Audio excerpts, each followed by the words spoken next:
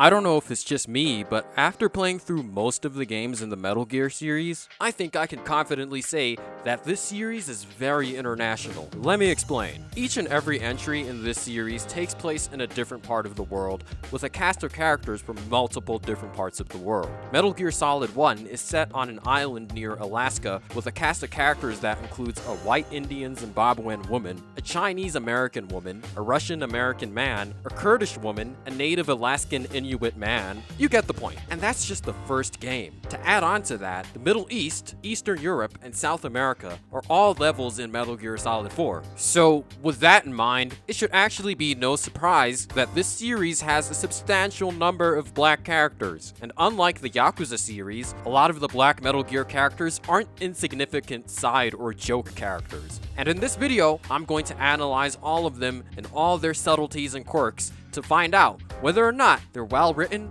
or just another demonstration of ignorance in mainstream media when it comes to the depiction of black characters. So let's get to it. We're going to start with the most charismatic character on this list, Drebin 893, who was introduced in Metal Gear Solid 4. First and foremost, I want to talk about how entertaining Drebin is. Every scene that he was in was an absolute joy to watch because of how telegenic he is. And Kari Payton, his voice actor, does an amazing job of exuding that charisma with his voice acting. Word on the street says that beneath those ugly-ass suits, the B&Bs are real babes. Drop dead gorgeous.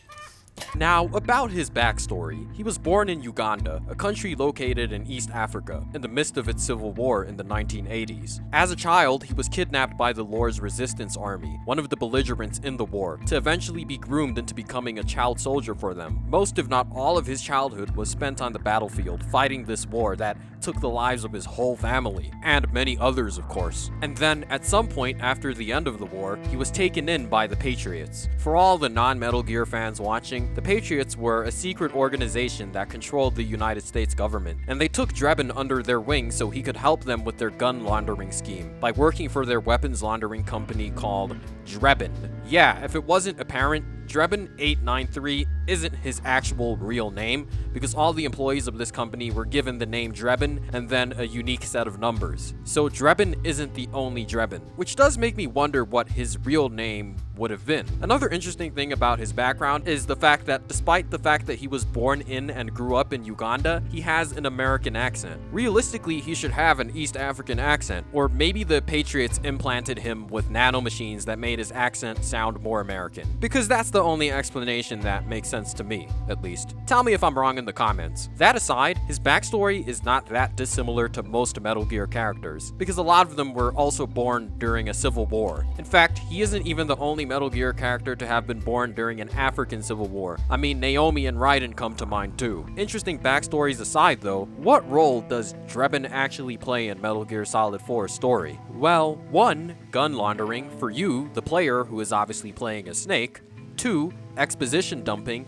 And 3. Giving Snake a helping hand in the South America level, where he swoops in with his big-ass car to save you in one of the coolest sequences in the whole game. Oh, and he also has a very creepy-looking white pet monkey for some reason. Yeah, it's never explained why Drebin has a pet monkey in-game, but apparently the behind-the-scenes explanation is that the monkey was added due to the fact that Kojima, or one of the leads behind Metal Gear Solid 4, thought that Drebin on his own was a bit too boring and bland, so they decided to give him a pet monkey. Why a monkey specifically? Well, apparently Raiden's motion capture actor demonstrated at one point during Metal Gear Solid 4's production that he could do a really good monkey impression. So yeah, that's why they went with the monkey. And I must say that I do not agree with whoever decided to make that decision. Drebin would have been just fine on his own because he's just that charismatic. The monkey doesn't really do much. Well, I guess there was that one moment where it tries to smoke a cigarette, which if I'm being completely honest was pretty funny. So yeah, maybe the monkey wasn't unnecessary. But yeah, that's all there is to Drebin 893. He mainly plays a support role throughout Metal Gear Solid 4 and is entertaining every minute he's on screen. My favorite Drebin moment is definitely when he likens the United Nations to the Patriots in a drunken rant. Then again, the UN itself's just an old 20th century relic.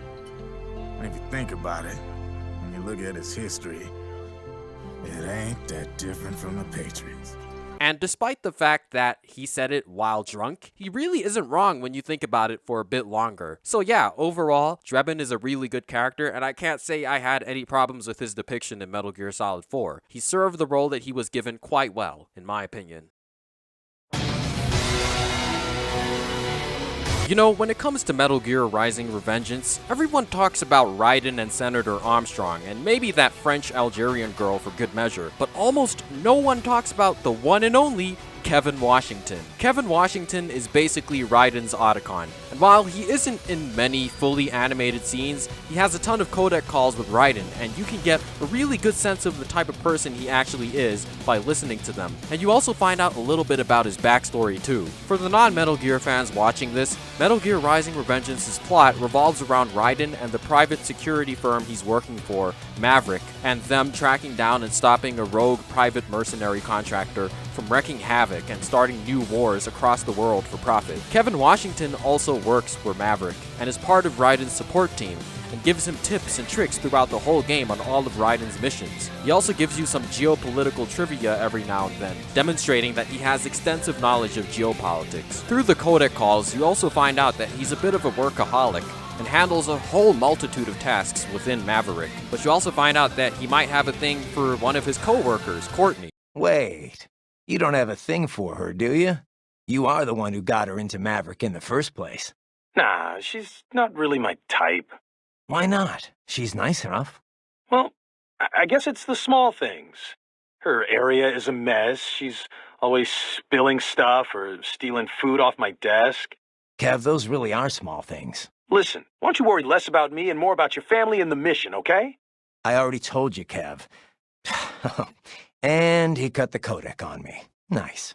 We also find out that he hates the fact that Courtney has the habit of spilling her cups of coffee because she always places them on the edge of the table. And the animators behind Metal Gear Rising: Revengeance's cutscenes actually utilize great attention to detail by depicting Kevin in the few fully animated cutscenes that he's in, moving Courtney's cup away from the edge, which I think is a really neat character quirk. It tells us so much about Kevin's personality without directly saying much.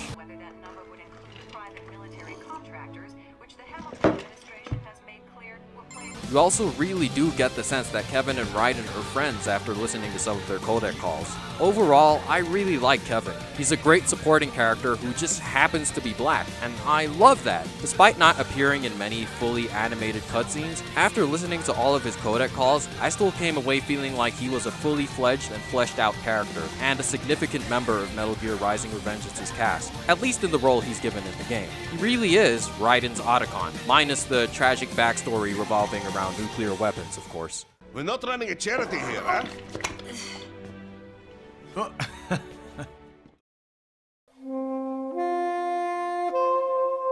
The next character we're talking about is Fortune from Metal Gear Solid 2. Now, before I talk about her, I think it would be worth mentioning that back in 2001, the year that Metal Gear Solid 2 was released, there wasn't a lot of, if any, representation for black women in video games. So Fortune in Metal Gear Solid 2 really stands out for that reason. Ironically, in concept art, she looks white, so we can only presume that at some point in Metal Gear Solid 2's development, they decided to make her black instead, which is very, very interesting given the fact that this is a fucking Japanese studio we're talking about. They literally could have just left her as is, as a blonde white woman, or really a white woman of any kind. I mean, that is Kojima's type after all. Jokes aside, I think it's somewhat commendable that a Japanese video game studio decided to make one of the main protagonists in its AAA video game a black woman in 2001. At least that's my opinion. I mean, the bar is very low, let's be honest. Nonetheless, let's talk about the actual character now. Fortune's story in Metal Gear Solid 2 is one of a revenge tale against Solid Snake. And it wouldn't be the first time someone sought to seek revenge on Solid Snake. And the reason she wants to seek revenge is because of an incident that transpired on a tanker ship on a cold, rainy night in New York City, before the second chapter of Metal Gear Solid 2, which is the chapter that Fortune makes an appearance in. And her father, Scott Delph, who was a high-ranking officer in the American Marine Corps, was on that tanker ship. On that ship, the Marine Corps were transporting a new secret weapon for the US Army. And given the fact that this new secret weapon was very powerful, various adversaries of the US Army were interested in getting hold of it. Some for virtuous reasons and others for more nefarious reasons. When it comes to those interested in it for virtuous reasons, that would include Solid Snake and Otacon. When it comes to those interested in it for nefarious reasons, that would include Revolver Ocelot and his compadres. So basically, all these parties eventually converge on this tanker ship. And keeping a long story short, the tanker sank. And Fortune's father didn't survive that. And the tanker sank because of Revolver Ocelot, not Solid Snake. But for some reason, after Fortune found out about the tanker sinking, she blamed her father's death on Solid Snake, since the tabloids reported that he was on the tanker when it sank. I guess it doesn't mention Revolver Ocelot? Anyway, Fortune set out to seek revenge on Snake after finding out about her father's death. How exactly? Well, let me tell you a little something about a group called Dead Cell. Dead Cell was a counterterrorism unit that was part of the US Navy. Along with the other members, Fortune was a part of it. On top of that, the leader of Dead Cell was Fortune's husband. His name was Colonel Jackson, and unfortunately, he died after being incarcerated for corruption. And that was when the group began to unravel. Fortune took the mantle of Dead Cell's leader after her husband died, but in that same time period, the Patriots disseminated misinformation about them massacring civilians, and probably due to the stress, Fortune, who was pregnant at the time, had a miscarriage. And this is also around the same time that her father dies in that tanker incident, which she blamed on Solid Snake. In fact, she starts blaming all the grief and heartbreak she experiences on Solid Snake, kind of making him a scapegoat for all of her problems. And in response to the Patriots tarnishing Dead Cell's reputation, they went rogue against the American government and the Patriots and joined forces with the former American president at the time, George Sears, who had also been planning a rebellion against the Patriots with his group, the Sons of Liberty. They do this by taking over a marine decontamination facility called Big Shell, which was the same place that Snake and Co. were investigating. And I think you can see where this is going. But before we discuss Snake and Fortune's inevitable showdown, I want to talk about Fortune and her supposed superpowers. Superpowers we are introduced to in Fortune's first appearance on screen.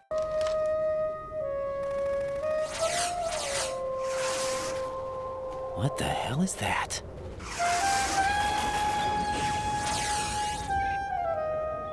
Come, put me out of my misery.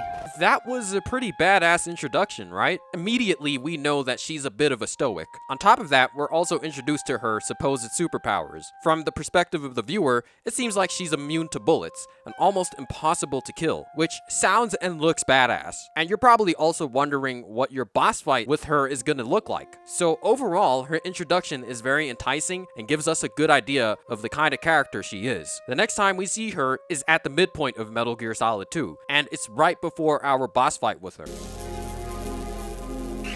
Show yourself and finish me, like you finished off my father. Otherwise, you'll be the one to die. Oh, crap. So just before the fight, it seems like she mistakes Raiden for Solid Snake, and that's thus what ignites the fight. Just for context for those who don't know, in Metal Gear Solid 2, you play as Raiden for the majority of the game. So that's why you fight her as Raiden. And I know I use the word fight, but it's barely a fight. Because as we saw in her introductory cutscene, she literally can't take damage. All you have to do in the fight is dodge her attacks and wait some time until you get a codec call, and after that codec call, the supposed fight ends, and we get to see a cutscene where one of Fortune's Dead Cell teammates, Vamp, enters the room, and then Raiden shoots a clean shot at him, and Fortune has an interesting reaction to that. No. No, that death was meant for me. Why am I the only one that can't die? Alone again? Cheated out of death again? How long will you force me to live? How much longer, Dad? Fortune is clearly still trying to cope with the loss of most of her family, so to see one of her teammates almost die really hit a sore spot, but luckily Vamp survives that. Now obviously on your first playthrough, you don't know that much about Fortune's background, so to a first-time player, all they can extrapolate from this scene is that Fortune and Vamp have a deep connection with one another. And they wouldn't be wrong necessarily, it's just that it goes a little bit deeper than that. And we see why it goes deeper than that in the next scene we see Fortune in. It's not until we get to Metal Gear Solid 2's finale sequence when we see Fortune again. And in the first part of that sequence, Fortune finally gets to see Solid Snake face to face like that Daft Punk song. It's been a long wait, Solid Snake.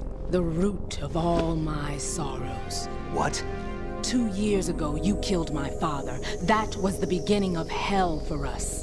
Everyone I love has been taken from me one by one, and no matter how hard I try, I can't follow them. An endless nightmare. The only thing we live for is to see it end. Our wait is almost over.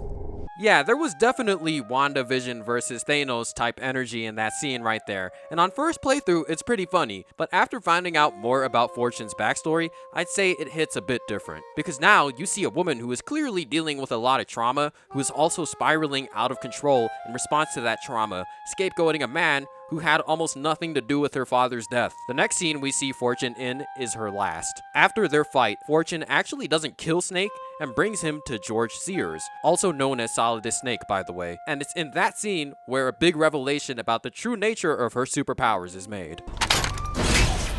All our misfortune was just a part of their project?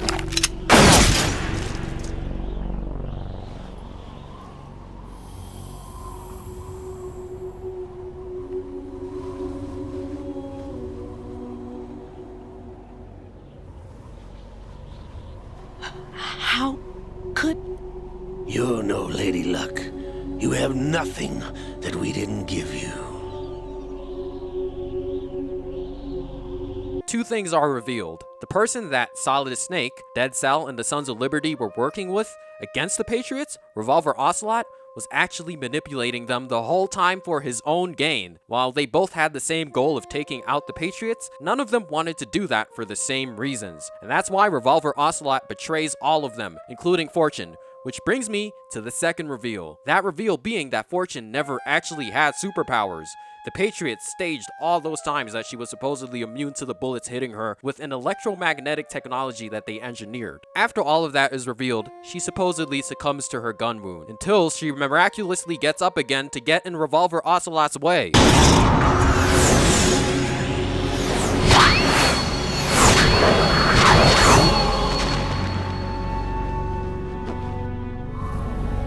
She is Lady Luck.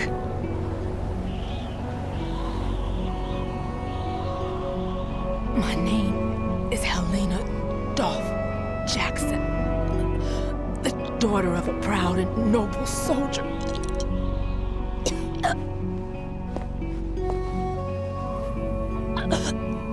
I can see my family again. So maybe she does actually have superpowers? It's never really explained how Fortune did that without the help of the Patriots. So it can only be assumed that she really is Lady Luck, as Snake put it, which is really confusing because then this implies that magic is actually a thing in the world of Metal Gear. It's not all just nanomachines or electromagnetic technology. So if that's the case, then how did she get those powers? Was she bitten by some radioactive creature? Or maybe it is nanomachines and she was just injected with them from an early age. Nonetheless, unanswered questions aside, that was Fortune's last scene, which means she ultimately dies content with life, happy with the fact that she's going to see all her deceased family members in the afterlife. So what can we take away from Fortune as a character, especially as a semi-major black female character in a series as big as Metal Gear Solid? Well, I'd say the way she is depicted isn't half bad. As one of the many victims of the Patriots, her backstory is very sad. So how she acts throughout Metal Gear Solid 2 is accurate to how someone dealing with trauma and grief would react, pinning the blame of all her problems and grief on one individual, encountering Raiden, then attacking him thinking he's Solid Snake, and then coming to the realization that it's not Snake, only to keep attacking him anyway, breaking down and crying after one of her teammates supposedly kicks the bucket. Metal Gear Solid 2 does a good job showcasing how Fortune's trauma and grief affect affected her. In terms of the criticisms I have, I guess maybe they could have given her more scenes or an actual boss fight. I guess it would also be worth mentioning that her outfit, while not as bad as other female characters in this series, is still a bit much, but that's to be expected with Kojimbo. And maybe they shouldn't have killed her off, leaving room for her to appear in Metal Gear Solid 4 along with Vamp. I know she dies content with life and happy that she's going to see all her dead relatives in the afterlife, but it would have been nice to see a more detailed render of her with PlayStation 3 graphics. Maybe we'll get a Metal Gear Solid 2 remake and we'll see a detailed render of Fortune with Unreal Engine 5 graphics. Imagine that. But yeah, aside from that, I don't have much else to say about Fortune. She was a memorable character, and when it comes to black female representation in gaming, she's definitely multiple cuts above the very few rest. And she's also a character that black female fans of Metal Gear Solid can cosplay without vitriol from angry suburbanite gamers, so that's a good thing too. Now, this Black Metal Gear character is probably, at least in my opinion, the most boring one we're gonna discuss. His name is Peter Stillman, and he is a character who only makes an appearance in Metal Gear Solid 2. And in Metal Gear Solid 2, he was a bomb engineer and bomb disposal expert. But way before the events of Metal Gear Solid 2, he was a lecturer at a bomb disposal school in a very small and kind of random town in Maryland called Indian Head. During his time lecturing, he met a student that would eventually become one of his best students, having been able to build an atomic bomb at only 10 years old. He formed a close relationship with this student and began to view him as a son, having had no children of his own. Peter taught this student everything he knew about bomb disposal and bomb engineering. Little did he know that this would ultimately be a fatal mistake. But way before he would find out why teaching that student all the things he knew about bombs was a mistake, he would be the cause of a horrible accident. Sometime during his tenure at the bomb disposal school, he was called to dispose of a bomb that was planted at a church by a local terrorist. But he found the process of dismantling this bomb to be too nerve-wracking, so in a panic, he ran away from the church, leaving everyone around the church, including children in a playground near the church, to die in an explosion. And even though he obviously wasn't affected by the explosion because he ran away, because he didn't want to face the public outcry, he faked his leg being broken, so people wouldn't know that he wussed out of dismantling the bomb. All I could think about was hiding from the crime, shielding myself from the public outcry. I wanted people to be sorry for me, for my weakness. I faked being a victim myself because I couldn't bear to face the families of the real victims. So much for a bomb disposal expert, am I right? Anyway, remember that A+ student Peter had while he was still a lecturer at that bomb disposal school? Well, that student eventually took on the name Fat Man and joined Dead Cell. Remember Dead Cell, the same group Fortune is a part of? And along with joining Dead Cell, he of course also joined George Sears and the Sons of Liberty on their revolt against the Patriots, which is also a part of the reason why Peter himself joined SEAL Team 10 on their mission to neutralize Dead Cell and the Sons of Liberty on the Big Shell facility. Obviously, Peter was brought on specifically to deal with the bombs that Fat Man had planted all over the Big Shell. You, and by you I obviously mean Raiden because that's who you play as in Metal Gear Solid 2, first come across Peter Stillman after being briefed about the C4 explosives planted all over Big Shell. And for some reason, Raiden sees an elderly man with a fucking walking stick and still points a gun at him, commanding him to stay still. Freeze! Don't shoot.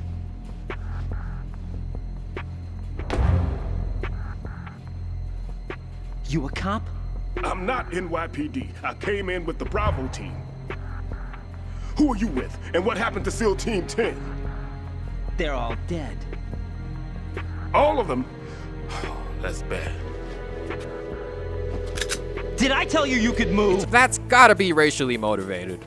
Anyway, seemingly subtle racism aside, after Raiden finds out that Peter is in fact not a hostile adversary, they all come up with a plan to dismantle the bombs on the Big Shell. That plan is mainly directed by Peter because of how well he knows Fat Man and his methods of planting bombs. I know how into his own aesthetics he is. Signatures? Yes, on every bomb he builds, he always leaves a trace of the cologne he uses. The sensor also picks up that particular scent spectrum. Is that something he learned from you? No, it was his own quirk. He wouldn't work by any rules except his own, and he followed them like a religion. And common sense wasn't one of his strong points. I thought I taught him everything I knew. I have no children of my own, and I thought I found a son in him. Now, let's talk about Fat Man's relationship with Peter Stillman. Metal Gear Solid 2 obviously makes sure the audience knows that Peter and Fat Man had a very close relationship, so much so that Peter saw Fat Man as a son. But here's the problem with that.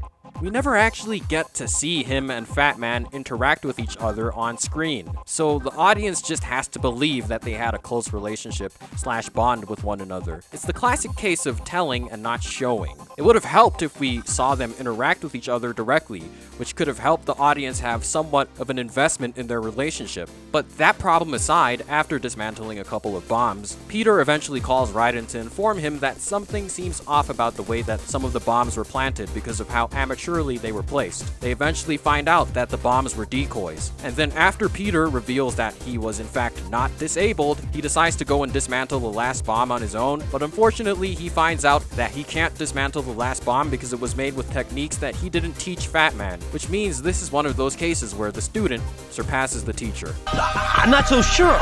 But I am. Do it. I know you can.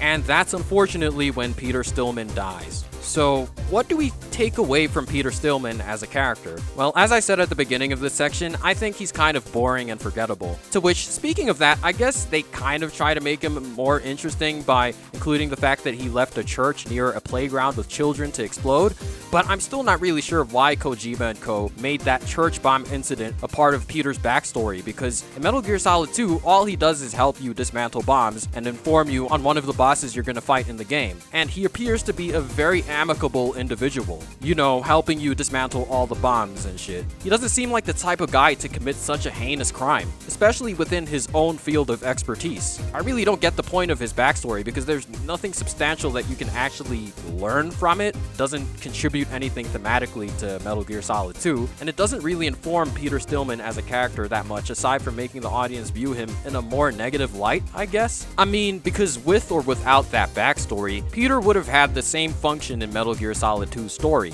They very easily could have left out the fact that he let children die in a bomb explosion. It's just very jarring. It's like they thought that Peter was too boring as just a bomb disposal expert and teacher, so they made his backstory spicier for that reason. But that doesn't change the fact that that part of his backstory is just plain unnecessary. The moral of it is basically just, don't be a coward in the face of a precarious situation. And if you are a coward in the face of a precarious situation, then at least face the noise and the consequences that come with that. And that really isn't a profound or interesting lesson to learn. So yeah, in my opinion, they should have left out that church explosion from Peter's backstory. They definitely could have made him a more interesting character with a different backstory. And I obviously already mentioned that he should have gotten a fully animated scene with Fat Man to make their relationship more resonant. And I also don't like the fact that near the end of Metal Gear Solid 2, while in the swimming section, you see Peter's dead body. I could have done without that. He's also the first character to die in the Big Shell chapter of Metal Gear Solid 2,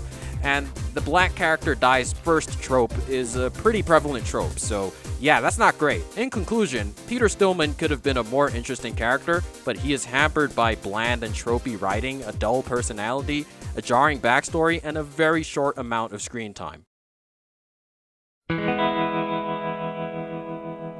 Now, before we talk about the more minor black characters in this series, I think we should talk about the one and only Sigint, a Metal Gear Solid 3 character who was a part of Big Boss's support team during Operation Snake Eater in the Soviet Union. But before that, he was born in Nashville, Tennessee on November 11th, 1939. Presumably, he had a keen interest in technology and electronics from a young age, and it eventually became his profession. So since he's a tech guy, throughout Metal Gear Solid 3, he gives you tips and tricks on how to use certain guns and whatnot. And in some codec calls, he gets really into detail. He's also a bit of a jokester. To give you an example, he literally tells Big Boss about the time he had a dream about a giant piece of poop chasing him. Well, let me tell you about the absolute worst, most sickening nightmare I ever had. This isn't one for the kids. Okay, so there's this big pile of crap, right? It's shaped like a giant tank, and it's walking around on two legs, going on a rampage and stomping on people and houses and stuff. And this giant turd is carrying the nastiest missiles you ever saw. Like, whenever it launches one of its turd missiles, whatever it hits, people, trees, buildings, turns into crap. My hometown, my old school, my family, my girlfriend, old man John, everything in that turd's path turned into crap. That's pretty sick, man. Good thing it was just a dream, huh? Yes, that's a good thing. And then in one codec call, he literally has the nerve to ask, Am I the only normal person around here? "No man, you had a dream about giant shit." Aside from that, Sigint, similarly to Kevin, is in very few fully rendered animated cutscenes. But as you all just saw in those funny clips, you can still get to know him pretty well by speaking to him on the codec. And after listening to all of Big Boss's codec calls with Sigint, I think it's fair to say that he stands out as the only black character in the Metal Gear series who actually makes a direct reference to his race. Anyway, the Major is a man of foresight. He knew the electronic age was coming, and so he called out to me. And you responded. Well, I didn't have any place else to go. You couldn't find a job. Nope. None of the places where they do this kind of high-tech research would even let me in the door. Why not? I know you've got social problems, but Come again? nothing. I mean, someone with your talent ought to be able to. Yeah, well, maybe it has something to do with the fact that I'm black. The Major, though, he doesn't care about what color you are. I've never met anyone like him before. He's different, you know? Oh yeah, I know. I don't think racism's gonna go away even in the 21st century. But I want to work with computers and use them to bring people closer together. In the digital world, it doesn't matter whether you're black or white, American or Russian or whatever. Everybody's gonna be the same. Okay, just from that clip alone, I have a ton I want to talk about. First and foremost, I want to talk about how accurately Kojima and Co. depicted white people's ignorance on the subject of race, at least for a Japanese studio. I know you got social problems. What the fuck do you mean by that, Big Boss? That literally sounds exactly like what a white person would say and do in response to what Sigint said in that conversation. That is, dance around the topic of race even though you know it's something that you can't ignore, especially in the goddamn 1960s. Specifically, in the year that Metal Gear Solid 3 takes place, which is 1964, the Civil Rights Act would be signed. So let's talk about the social climate that Sigint was trying to work in. He was a high-tech researcher who I presume got his academic qualifications in either a northern American state or in another country, because most universities in the American South would have barred him from entering, so it can only be presumed that he got his qualifications someplace else to the one that he was actually born in. Nonetheless, after completing his studies, every major institution that could have potentially employed him turned him down due to systemic racism. Now, that should be no surprise because he was in search of work in a pre-civil rights United States before he got hired by Zero. He literally grew up in a pre-civil rights act United States, in fucking Nashville, Tennessee, a state that had Jim Crow laws. So in terms of racism, if Metal Gear's world is similar to ours, then what Sigint experienced was no joke. Second off, Sigint was wrong about what the internet was going to be like for people of all colors. While yes, the world is much more connected now because of the internet, racism is also very, very prevalent on the internet. I mean, gamers should know. But nonetheless, I think Sigint's racial commentary, while very surface level, is still something to appreciate, especially coming from a Japanese video game studio. Aside from that, Sigint only makes one on-screen appearance in Metal Gear Solid 3's ending, giving Big Boss a pat on the back. And yeah, while I wouldn't say Sigint is one of my favorite Metal Gear characters, he is definitely memorable and a good addition to Metal Gear Solid 3's cast.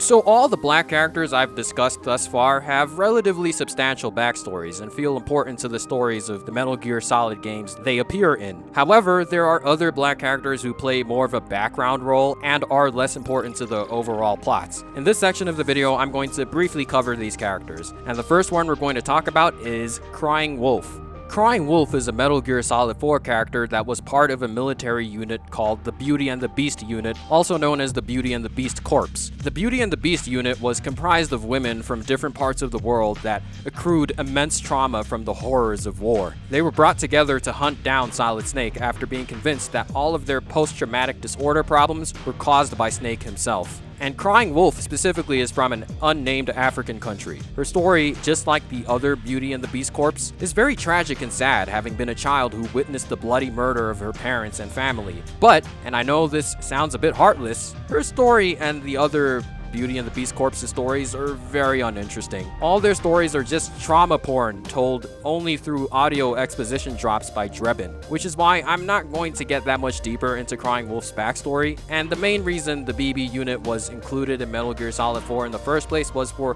the horniest of reasons. Kojima originally wanted all these women to be completely naked, and the trauma porn stories were just tacked on to give these characters some thematic weight. I guess they were decent boss fights, but Crying Wolf's one in particular was very frustrating, and I actually had to Google how to defeat her. But the cutscene that plays after you beat her is pretty cool, you know, with the whole connection between her and Sniper Wolf. Ed. Ed is basically a background character from Metal Gear Solid 4 with only 2 lines. There isn't that much I can say about him aside from the fact that he's part of Merrill's military unit and is voiced by the iconic Kevin Michael Richardson, which is cool. Cunningham. Cunningham is a character from Metal Gear Solid Portable Ops, which is a game I haven't actually played. Oh, brother, this guy stinks! Yeah, I know. I never had a PSP though, and I'm not really that interested in buying one either. But apparently Cunningham is one of the bosses you fight in this game, and he has a really interesting backstory that revolves around his career in the CIA, at least judging by his wiki page. So apparently this character from Metal Gear Solid 1 and Sigint are supposed to be the same person, but I call bullshit on that. Kojima definitely wasn't planning on making them the same person until Metal Gear Solid 4, because he wanted to reveal Big Boss's old codec team to be villains. It really did feel like an asspull when it was revealed that these two are supposedly the same character, but it's whatever. Donald Anderson is barely a character in Metal Gear Solid 1 anyway. Namani. So this character is that African president from the beginning of Metal Gear Rising: Revengeance for those who don't know. And if you don't listen to the codec calls in this game, then you'll walk away from Rising: Revengeance having completely forgotten about Namani. But he's actually a character that had a lot of potential. According to the codec calls, he was a very competent statesman who had to navigate a treacherous road of ethnic tensions, corporate interests, and factions of the military in the governance of his country while it was going through a civil war. But eventually he was able to stabilize it and rebuild the country with the help of the private security firm that Raiden works for. I've run cover for a lot of VIPs, but men like him are a rare breed. He had all these conflicting factors to deal with. Old tribal tensions, business interests, the military. But Inmani got them all working together in a stable government, and all without firing a shot. The savior of a nation. No wonder they called him that. He had a gift for sure, but he also put in the hard work. He was big on equality and justice in every aspect of government. He fought for it day in, day out. And Mani single-handedly energized his people. He's a big part of why the country recovered so quickly. True. It was more than new buildings and jobs. The people had hope again. He sounds eerily similar to Thomas Sankara, the man who liberated Burkina Faso. But sadly, just like Sankara, Namani was tragically murdered by foreign imperial interests. And all I gotta ask is, why the fuck did we have to watch him be very violently murdered on screen? This seems to be somewhat of a problematic trend within this series when it comes to black characters. I won't go further into that though, but if you know, you know. Nonetheless, I think Namani could have been a more prominent character in Metal Gear Rising: Revengeance, with codec calls of his own. Judging by what Raiden said about him in the codec calls, it sounded like him and Namani had quite the rapport. I wish we could have seen more of that. Maybe in that sequel of Metal Gear Rising: Revengeance that we'll definitely get one day, they'll revive him with nanomachines. And that ends this video. The Metal Gear Solid series, at least compared to other video game series, which really isn't saying much, has a surprisingly abundant amount of black characters for a series that was developed mainly by a Japanese video game studio. I'm probably not alone in saying that I really appreciate the fact that characters like Fortune exist, and that Drebin, 893, and Kevin Washington are great additions to the games that they're in. They're all actually fully fledged characters with fleshed out personalities and backstories that have thematic substance in relation to Metal Gear Solid's broader themes. Some characters like Peter Stillman, Namani, and Sigint could have done with more development and maybe some rewrites, but their presence is still nonetheless appreciated because, again, the bar is in hell when it comes to black representation in gaming. I honestly wish more video game series would follow in the footsteps of Metal Gear, at least for a start, and that seems to be slowly happening, but there is loads of room for improvement. At the very least, we can say that Metal Gear was a bit early to the party. The black representation in Metal Gear is nowhere near perfect, but you can't say that it wasn't woke before it was cool.